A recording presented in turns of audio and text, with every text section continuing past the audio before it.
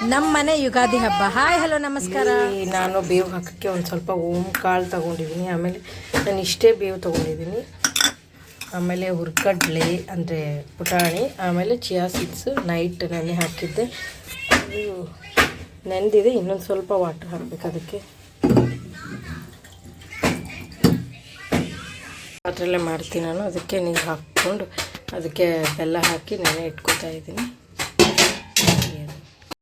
ಎಲ್ಲ ಫ್ರೂಟ್ಸು ನೀಟಾಗಿ ವಾಶ್ ಮಾಡಿ ಇಟ್ಕೊಂಡಿದ್ದೀನಿ ನಾನು. ಇವಾಗ ಕಟ್ ಮಾಡ್ಬೇಕು. ನೋಡಿ, ಪ್ರಿಷಾ ಬನಾನಾ ಕಟ್ ಮಾಡ್ತಾ ಇದ್ದಾಳೆ.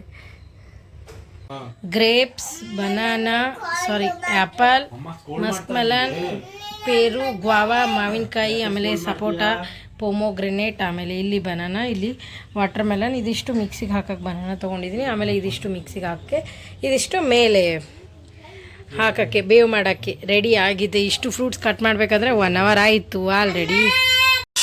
ಇವಾಗ ಈ ಬೆಲ್ಲದ ನೀರಿಗೆ ನಾನು ಜ್ಯೂಸ್ ಹಾಕ್ತೀನಿ.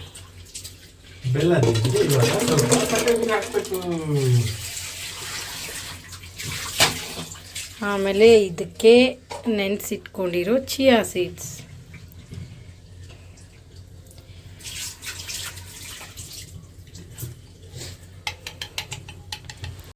ಇವಾಗ ಇದಕ್ಕೆ ಕಾಳು ಹಾಕೋತೀನಿ ನಾನು.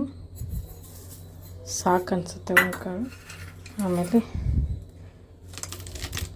ಕಡಲೆ ಬೀಜ ಇಷ್ಟು ಹಾಕ್ಬಿಡ್ತೀನಿ.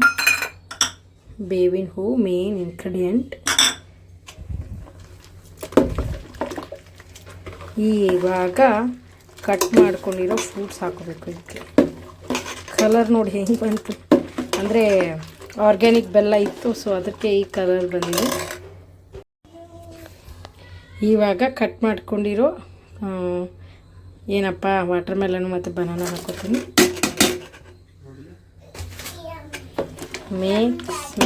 ಮಿಕ್ಸ್. ಇವಾಗ ಕಟ್ ಮಾಡ್ಕೊಂಡಿರೋ ಎಲ್ಲ ಥರ ಫ್ರೂಟ್ಸ್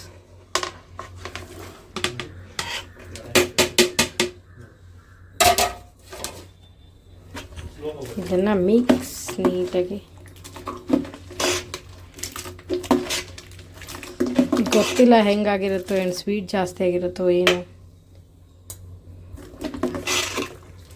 ಇನ್ನು ಇದಕ್ಕೆ ಐಸ್ ವಾಟರ್ ಹಾಕಬೇಕು.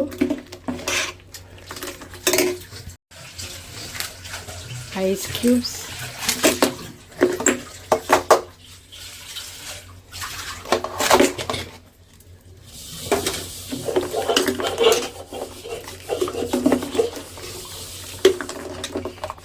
ಇದಕ್ಕೆ ಇನ್ನೊಂದು ಸ್ವಲ್ಪ ವಾಟರ್ ಹಾಕಬೇಕು. ಐಸ್ ವಾಟರ್ ಹಾಕಬೇಕು. ಇಟ್ಟಿದ್ದೀನಿ, ಅದು ಇನ್ನೂ ಸ್ವಲ್ಪ ಮೆಲ್ಟ್ ಆಗಬೇಕು, ಆಮೇಲೆ ಹಾಕ್ತೀನಿ. ಈಗ ಇದು ರೆಡಿ. ಮುಂದೆ ಬನ್ನಿ, ಸ್ವಲ್ಪ ನಿಧಾನ.